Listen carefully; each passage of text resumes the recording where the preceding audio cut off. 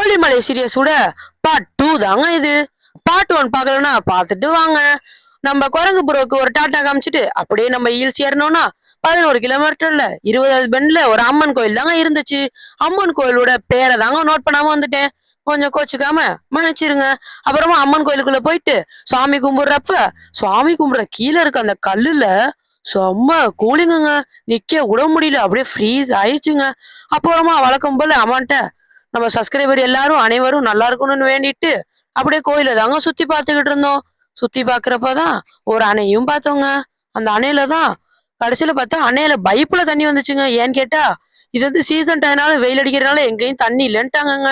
அப்புறமா அப்படியே பின்னாடி இருக்க சாமி எல்லாம் கும்பிட்டுட்டு அம்மனுக்கு ஒரு டாட்டா தாங்க காமிச்சோம்.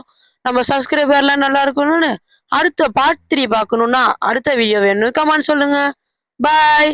வீடியோ பிடிச்சிருந்தா லைக் பண்ணுங்க, ஷேர் பண்ணுங்க. அப்படியே ஒரு போட்டோவும் எடுத்துட்டு கிளம்பிட்டோம்.